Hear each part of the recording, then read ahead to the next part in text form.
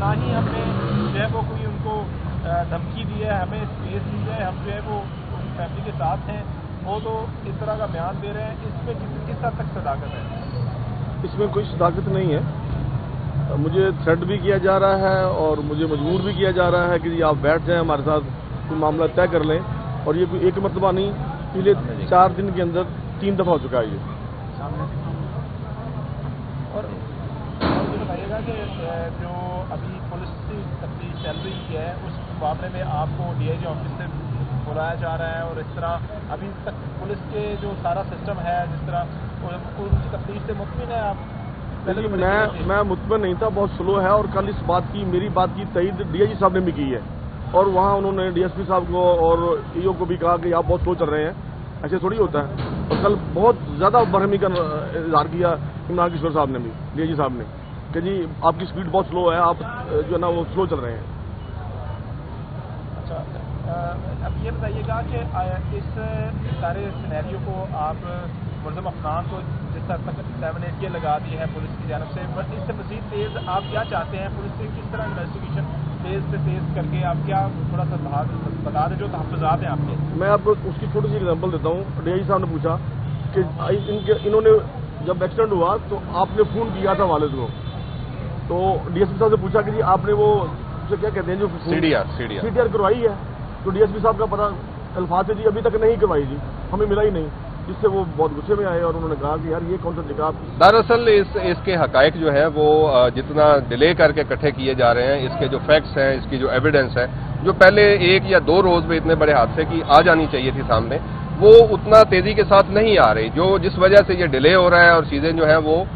चूंकि कानून जो कहता है वो ये कहता है कि जस्टिस डिलेड जस्टिस डिनाइड, तो चूंकि इसको डिले किया जा रहा है, और जब डिले किया जाता है चीजें मैनेज भी होती हैं, चीजें खराब भी होती हैं और एविडेंस ज़ाया होने का खदशा होता है। आप मुतमिन है और ऑक्सीफिकेशन जो टेस्ट करवाया गया है उसमें कोई रिपोर्ट आ गई है, क्या नतीजे उसमें आए हैं?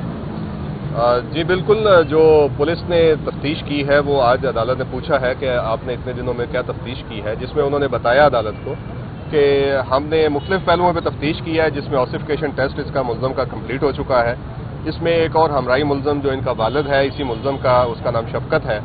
वो भी प्री अरेस्ट बेल पे है और शामिल तफ्तीश हो चुका है। लेकिन इसमें एक अहम चीज़ जो सामने आ रही है वो इस वकूए की तस्दीक हो रही है कि ये जो इंसिडेंट है वो हुआ था।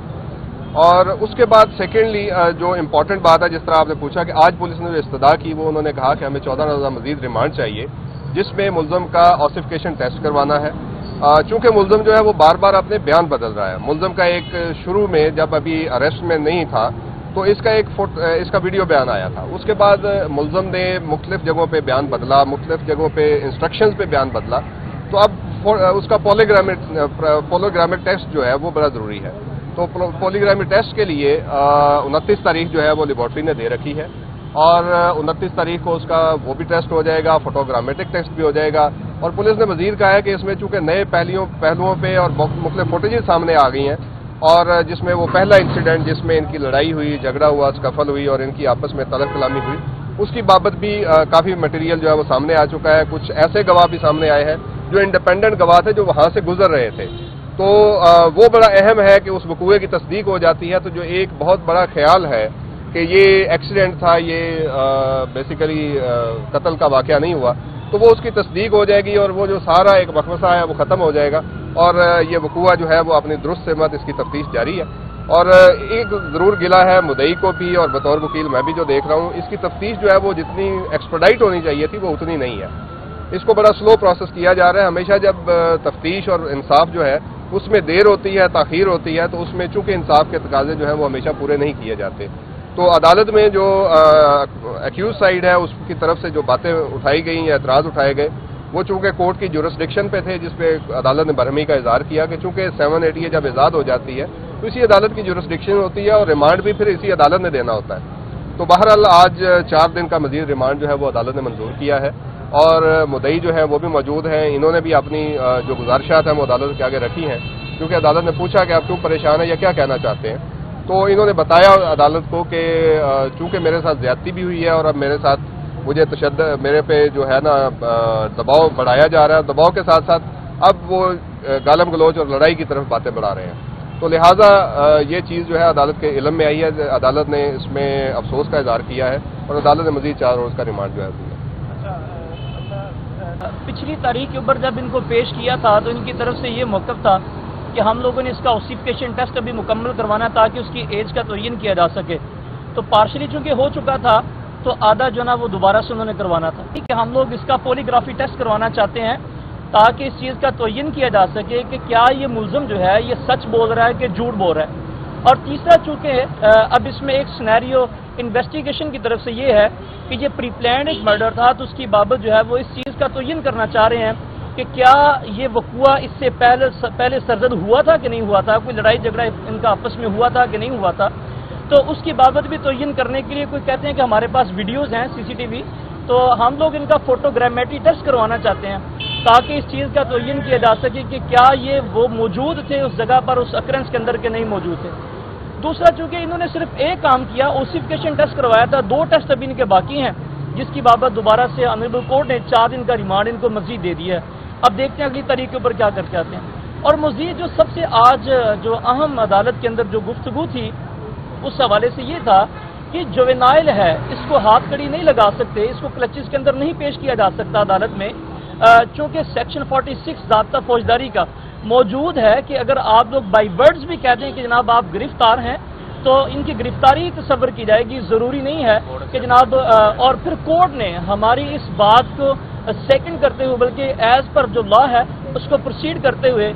پولیس آفیسر جو تھا، جو تفتیشی آفیسر تھا، اس سے کہا کہ آپ لوگ اس کی ہاتھ کڑیاں ریموو کر دیں، تو پھر اس کے اوپر انہوں نے ایک تو ہاتھ کڑی ایک سائڈ سے انہوں نے کھول دیا لیکن دوسری انہوں نے نہیں کھولی۔ اس کے اوپر بھی ہم لوگ آئندہ تاریخ کے اوپر عدالت کو بتائیں گے کہ آپ کے حکم کی عدولی انہوں نے کس طرح سے کی ہے، جبکہ آپ کی طرف سے یہ اسپیسیفکلی اوپن کورٹ کے اندر یہ آرڈر تھا کہ آپ ان کی ہاتھ کڑی ریموو کر دیں، لیکن انہوں نے نہیں کی۔ اب جو سب سے اہم بات یہ ہے، آج جو ریمانڈ دیا ہم ایک انشاءاللہ اس ریمانڈ کو اوپر اسیل کرنے جا رہے ہیں کہ یہ ریمانڈ نہیں دیا جا سکتا اور ان گراؤنڈز کے اوپر بھی نہیں دیا جا سکتا جس طرح سے یہ کہہ رہے ہیں کہ جناب جیسے یہ مانگتے ہیں تو اس کے مطابق ریمانڈ دے دیا گیا۔ تیسرا جو سب سے اہم بات یہ ہے کیونکہ اس میں 780 لگی ہے جو کہ کسی بھی طرح سے نہیں بنتی، ہم لوگ اس کی کویشمنٹ کی بابت بھی انشاءاللہ ہائی کورٹ کے اندر جو ہے وہ پٹیشن فائل کرنے جا رہے ہیں کہ یہ جو FIR ہے یہ بے بنیاد ہے، جو پہلی FIR کے اندر جو فینسز لگے تھے وہ ٹھیک ہیں، وہ ایز پر لا ہیں اور ہم لوگ اس کا سامنا کرتے ہوئے being a citizen of Pakistan, being obedient of law, ہم لوگوں نے سرنڈر کیا ہے ان کے سامنے، تو ہم لوگ اس کا فیس بھی کرنا چاہتے ہیں، لیکن اگر اس سے آگے یہ ہمیں مطلب قانون کا استحصال کرنا چاہتے ہیں اور ہماری جو سیلف رسپیکٹ ہے جو ہمیں سوسائٹی کے اندر دی ہے اور جو کانسٹیٹیوشن نے ہمیں دی ہے اس کا یہ جس طرح سے استحصال کر رہے ہیں اس کی بابت ہم لوگ انشاءاللہ جو پروسیڈنگ ہے جو 780 اس کو ہم لوگ چیلنج کرنے جا رہے ہیں اور انشاءاللہ یہ FIR بھی پیش ہو جائے گی۔